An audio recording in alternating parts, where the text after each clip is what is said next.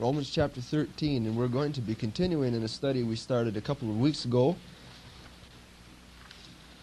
about the Christian's relationship to the government. The Christian's relationship to the government, and this morning we want to do something a little bit out of the ordinary as far as our study through the book of Romans, and that is we're going to leave the text and elaborate on a few points in this subject that we don't find right in Romans chapter 13, because it's a subject that several people have mentioned, and I was asked if I would just elaborate on this subject a little bit and summarize what is a Christian's responsibility to the government.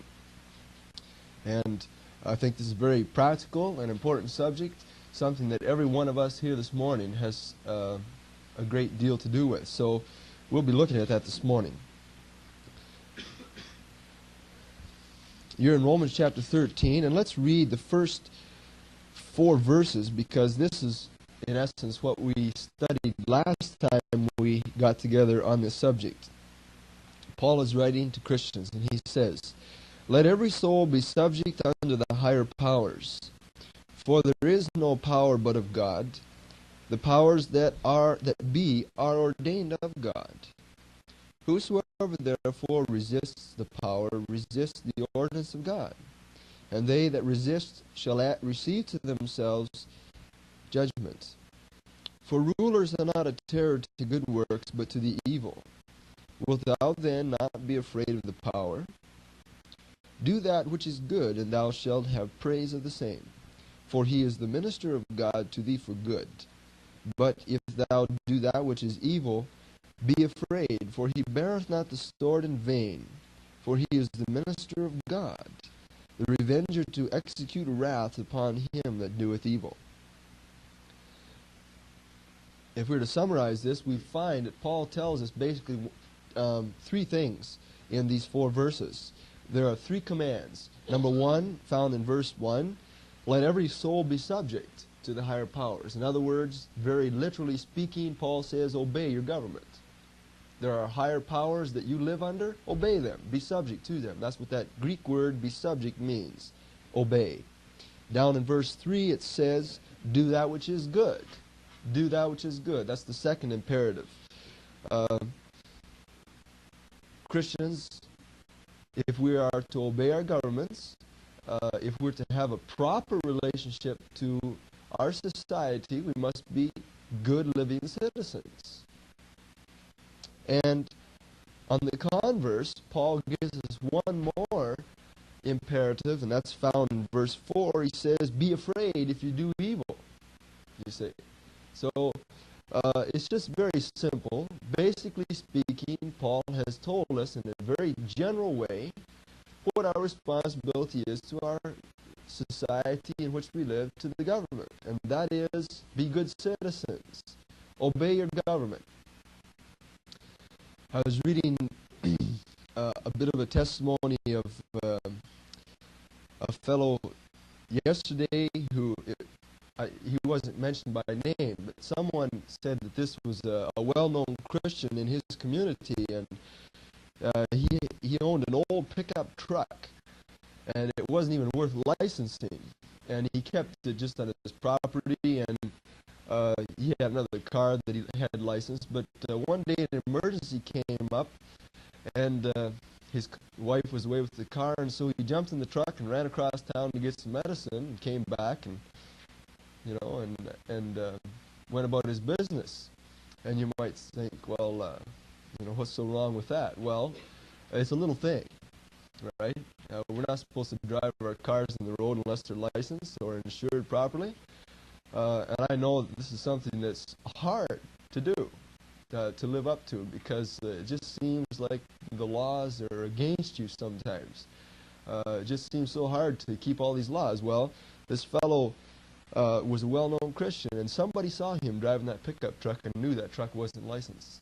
And it rebounded, and many people in the community found out about it, and this man, many comments were made to him that very day about him driving that truck around on the road. And you see an illustration of the importance of keeping even little laws. I believe this is what Paul is teaching us in these few verses in the book of Romans here. that a Christian has got to obey the laws of the land.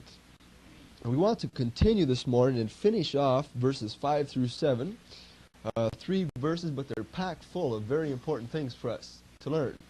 I want to just give you a threefold outline of these 7 verses for you to tuck away. It's on a sheet that I passed out 2 weeks ago, for those of you who have that.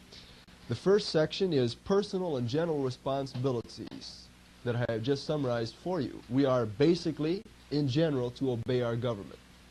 All right? Those are personally directed to us, and yet general responsibilities. In verse 5, Paul discusses some principles that govern what it means to obey. The principles that govern our responsibilities in verse 5. In verses 6 and 7, Paul lists 2 practical and universal responsibilities. And I have entitled this universal in the sense, or because, that the verb changes in verse 7, verses 6 and 7. It's not readily apparent in the English, in your King James Bible or whatever version you have, but in the Greek, the verbs change, and he's talking in the plural. You, everybody, you see. When I say you in English, that can mean one person, or it can mean us all, right? You. Well, up to now, up to verse 4, Paul has just been directing his finger to every one of us as individuals. Personally, every one of us has got to obey. In verse 5, he leaves it impersonal. He's talking about a principle. And in verses 6 and 7, he's talking to everybody.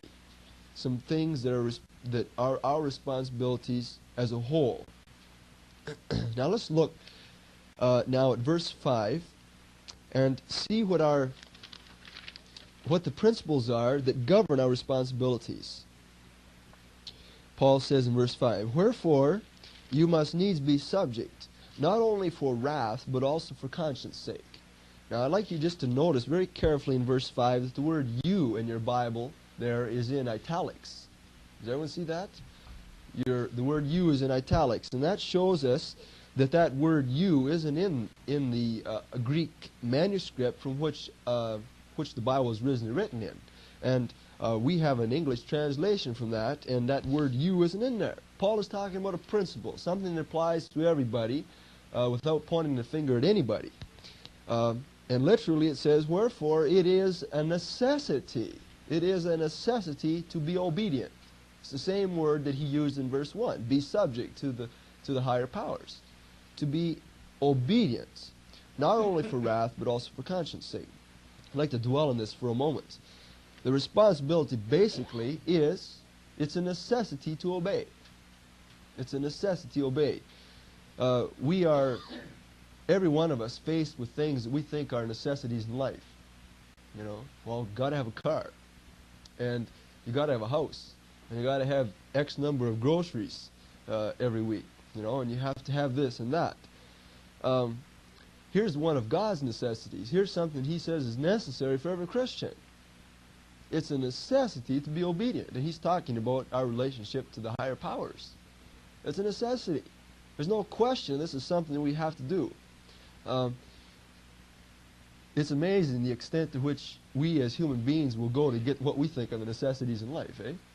It's almost like somebody puts their eye on that tree and they do everything in their power to get to that tree. I've heard of stories of people doing this. In fact, somebody was telling me yesterday, I just forget where it was, that they knew a businessman that used to illustrate what it meant to how important motivation was to a person in business. And to illustrate it, he would be in a seminar with a bunch of businessmen, and he would say, "See that post back there, or see that window? I'm going to get to it." And he just climbed over everybody's chairs and desks and stepped on everybody, and he got to that post to prove his point. You see, that nothing stopped him to get. It was necessary for him to get to that place, to do that, showing that how important it is for us, or for them as businessmen, to do everything in their power, to be highly motivated to get things done. Now, Christians ought to be highly motivated because it's a necessity, God says it is, to be obedient. Now, let's not take what we think as more important as to what God thinks, you know. Now, if the government says license your car, well, license your car. If the government says Get that insurance on there, get the insurance on it. If it says license your car before March 1st, well, do it before March 1st and don't bother driving your car around if you haven't done it after March 1st. Little things, you see.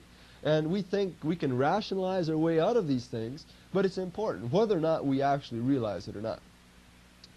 I was also reading the testimony of a lady. It's written in the Good News Broadcaster. It's sitting back there on the shelf. I don't know how many of you get that magazine. It's a very good Christian magazine. A lady wrote in there her testimony of how the Lord blessed her and her husband in keeping the law in their own family situation. They had bought a piece of property, and they were trying to develop it for a Christian ministry. I forget exactly what they were going to do, perhaps a camp or something along that line. She didn't elaborate, but she said that a lot of Christians advise them, don't bother going through all that rigmarole and the red tape, just go ahead and build it. Just go ahead, build it, put it up, do it. They're not going to know. And she said that she and her husband had previously decided to honor the Lord in this and to do it right, to obey the laws. They knew that it was wrong just to put up a building on their property without getting a permit and going through the proper channels. And so they decided to go to the nth degree to do it right. No matter what the obstacles were, they weren't going to do wrong. And she said they had to go through 3 or 4 court cases. They had to make special injunctions to the state representatives. And they had all kinds of bureaucratic opposition. But the testimony that she gave was that the Lord blessed them. They had a good testimony to all those government people that they had contacts with. These people could see that they weren't trying to get around it. They were trying to go through the proper means, and it was good testimony.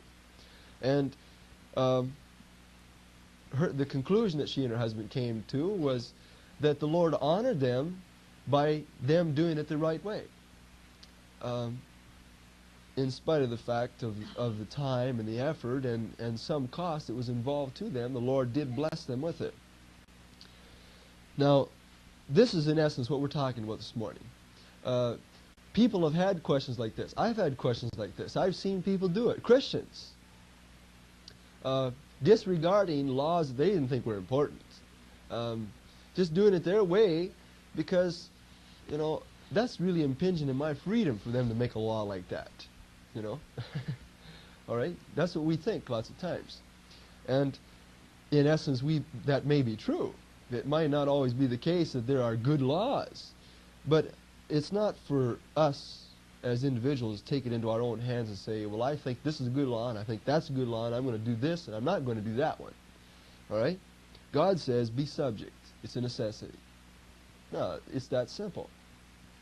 In Romans chapter 13, Paul is not elaborating in every respect a Christian's responsibilities to law. He is talking basically about good laws. He is talking about government that is good, government that is normal, government that is not necessarily oppressive, government that is not anti-God. He's just talking about government, good government. Government is there for a purpose.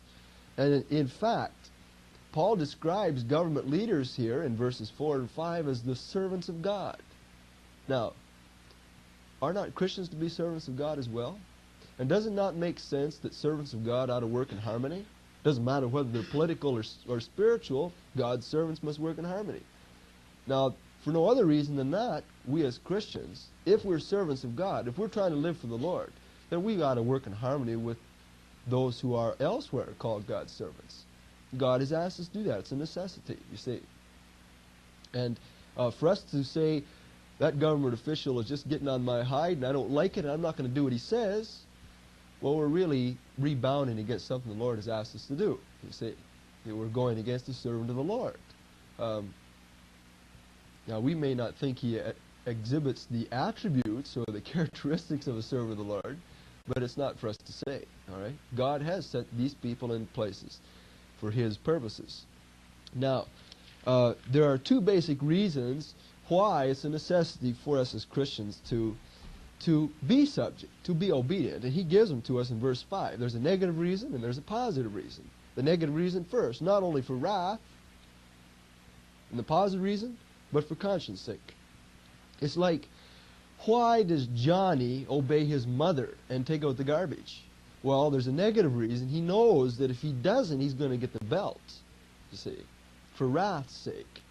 And a positive reason, because, well, it bothers him. You know, he knows he's not right, and it's going to get on his case if he doesn't, you see. That's the positive reason, his conscience. You can illustrate in every sphere. A lot of people, all of us, unless we have a seared conscience, are motivated to do things right because we don't like to live with the uncomfortable feeling that comes with being disobedient, you see. Now, I know to a lot of people that isn't much of a deterrent. The wrath is the strongest one. They obey the law because they don't want to spend 2 days in jail or whatever the case might be, all right? You see here, this is the two reasons why it's a necessity to be obedient, and Paul gives them to us here.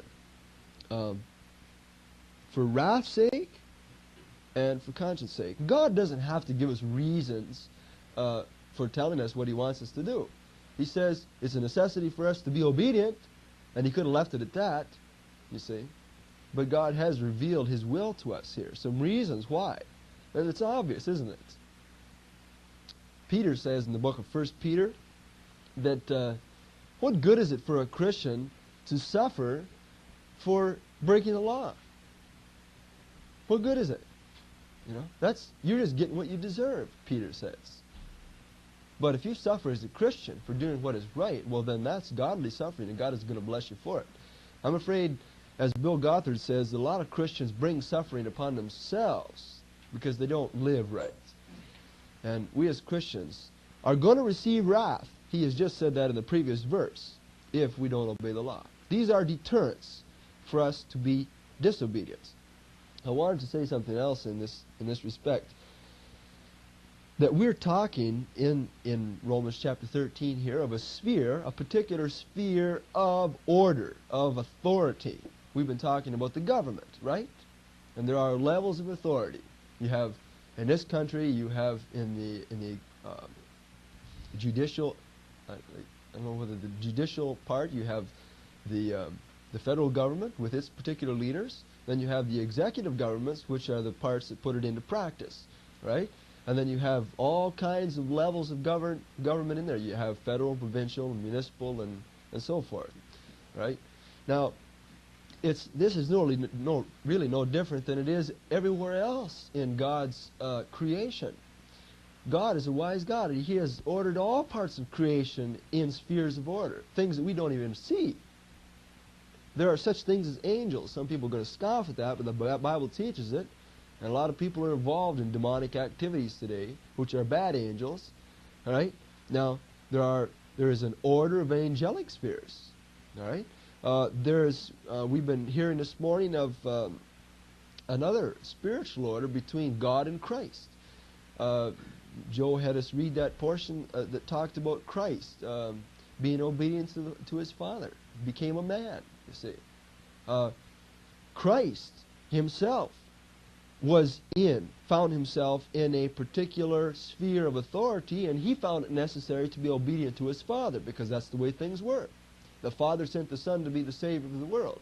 And if Christ hadn't become the Savior of the world, he would have been disobeying the order that God had for him, you see. And this applies to husbands and wives. It applies to Christ and the church and the leaders in the church and the people in the church who are not leaders. There is a sphere of authority that must be kept. You see, the church is to be obedient to its leaders. The leaders are to be obedient to the Lord as he has revealed himself, to Christ.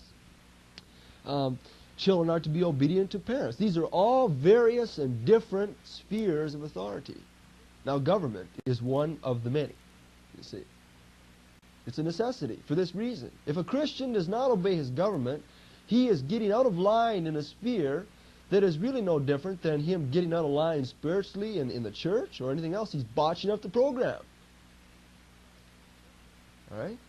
You know how offensive it is when a part of your body gets out of line. All right? It causes your whole body pain. If, you break a bone, all right? That's an offensive member. It's out of line. It's not functioning properly, all right? It's thrown the works out of kilter. Now, it's no different with any other sphere of authority, right? There are things to work smoothly. Every part of that must work properly. Now, this is what he's talking about. Spheres of authority. Christians, this is a sphere of authority we find ourselves in, let's be obedient in it. Paul has mentioned one of the reasons why we ought to be obedient is because of conscience sake. I find it very interesting, Paul's own testimony. Turn with me to the book of Acts. Hold your finger here in Romans. Turn to Acts chapter 24. We'll have Paul's own testimony of his conscience. Acts chapter 24, verse 16.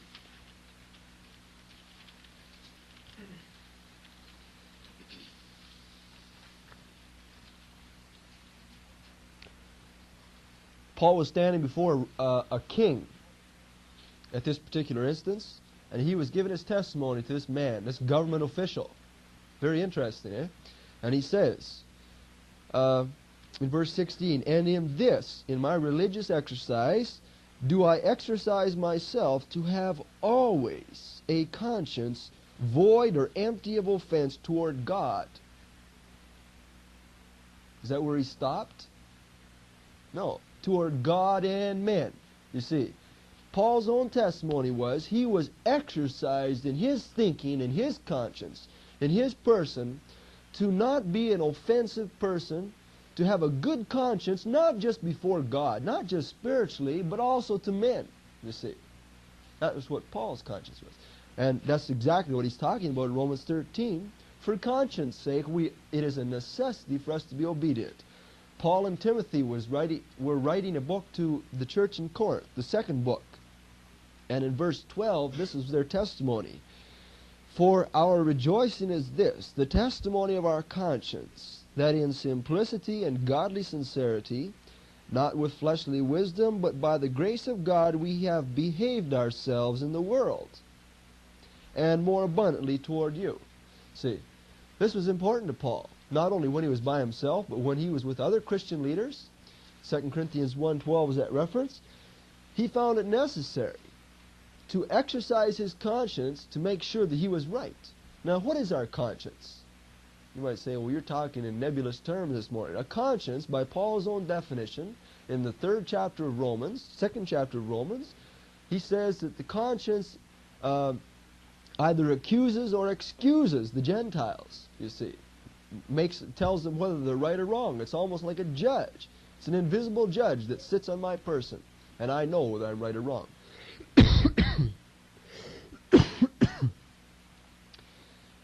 And it's possible, according to the New Testament teaching, for a person to have a seared conscience. And this is a very, very important point I want to stress this morning. In 2 Timothy chapter 4, verse 1, describing false Christian, so-called Christian teachers who are false teachers in the last days, Paul says that these people have a seared conscience. And Peter and Jude describe them as people that, as false leaders that don't obey their governments. Now, Christian, you see what kind of company you're in when you disobey the law? When you make a personal choice to ignore what the law says? When you don't buckle up your seatbelt, when you drive over 55 miles an hour, even the little things, these are laws that are there for our good. And God has set them in order. Now we ought to obey those things, you see, let alone the big ones, all right? Be honest on our income tax, all right? Now, for conscience sake, he wants us to have a good conscience that's void of offense. He wants us to be at peace with ourselves, knowing that we are right, not only before God, but before men. Right? It's easy to hide things from men. You can get away by filling out a false income tax if you're smart enough. Right? And they can't see through the door to see whether you're wearing your seatbelt unless they have the shoulder straps that's behind the seat, you see. Men, you can get away with it lots of time, but before God we can't. Right? For conscience sake. We're living as Christians in God's realm. And for that reason we ought to be obedient. Now, this is a personal choice we have to make, isn't it? Am I going to be obedient? Am I going to accept this necessity? Now, let's move on to verses 6 and 7 this morning before we run out of time. And notice the two basic, practical, universal responsibilities. They're universal because they're to every one of us, to all Christians everywhere. And I'd like to say them in two phrases. First of all, in verse 6, the first responsibility is found in the first line there. For this cause pay ye tribute. Pay ye. Uh-oh, he's talking about my pocketbook now. Pay ye tribute. And in verse 7 he says, render therefore to all their dues. Now, you might say, well, what's the difference there? Well, one difference that you don't see from the Greek, or from the English, is that the verb in verse 6 is present tense, and the verb in verse 7 is aorist tense. That tells us one specific thing. That is that we're to pay tribute. That means that we have a financial responsibility to the government that we're to be continually faithful in. Present tense, day by day by day, a habit of life. Right? Always faithful in this responsibility to the government. Always paying our tribute. And the implication from the aorist verb in verse 7 is, be prompt. Do it at the point in time that when it's sent to you. All right? Now, I know that's a little bit harder, but nevertheless, that's the implication. To give back and restore and do it on time. Do it promptly, immediately. All right? Now, let's just move on from that and try to understand what Paul is saying here. For this cause pay ye tribute also, for they are God's ministers, attending continually upon this very thing. We have an interesting example in the New Testament of a Roman centurion. It's in Acts chapter 10, verse 7, and we won't bother to turn there. But this Roman military man was described as a minister, a servant of God. He was a Christian too, and he was serving the government in that particular place. And that was his life, you know, that's what he did, right? Attending continually upon this very thing. Now let's just think about something very straightforward and simple this morning. To carry on a vast organization, as the government must, takes money, right? And it doesn't stop. The government's organization just doesn't last 23 hours a day. It's all the time, you see. Now, I know, like I haven't got any government ties, and I'm not being paid to tell you this morning, all right? But it only makes sense. And I think that our society is in a bad way because people have been ripping off the government for so long and so consistently that the government, doesn't matter who you elect tomorrow, the government's going to be in a bad way. Because people don't do this. They don't pay their tribute continually. People are ripping off the government for every cent they can get. Unfaithful citizens to their government. Now, Christians aren't to be this way. Now, I know Christians, even if every Christian paid the fullest amount of taxes and everything that the government demanded from them, that wouldn't solve the economic crisis that we're in. However, there's a matter of testimony involved. Christians are to be found this way. It's not right for a Christian to be hauled up in court for cheating on their income tax or something similar to this. All right? Christians are to be found faithful to their tribute. And that word tribute is a very significant word.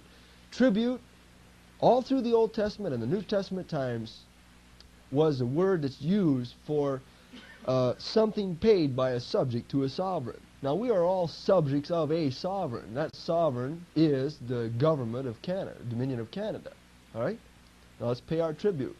And it's definitely financially talking about, you see. Right? So, the application is, we aren't necessarily going to solve Canada's economic problems here, but it's a matter of testimony. Let's be faithful in this and do it right. Because of the obvious reason they are God's servants, and because they attend continually upon this very thing. For them to do their job, they've got to be paid. If they're going to serve God right, they have to do it. Now, moving on to verse 7, Paul says, render therefore to all their dues. I think that's a summary statement, and he elaborates particulars in the rest of the verse. Render to all their dues. Now, this is, dues is anything that is a debt to someone. There are many spheres of indebtedness. You can be indebted financially, which is the most common problem. You can be indebted personally to someone for something they've done for you. You can be indebted socially to custom. You know, when you, it's not so much, I haven't seen anybody curtsy for I don't know how many years, but that's a sphere of indebtedness, you know, to those who are in leadership, showing you know, what is due that person. All right? Now, these are all different and varying spheres of indebtedness, and that's what he says. Render, therefore, in every particular situation and occasion which arises, Christians, fulfill your responsibility. All right? Whatever sphere it is, if it has to do with the government, and if your bill comes in, pay it promptly. Do it. Or if you're in a meeting someplace and you're found in a position where you got to give honor to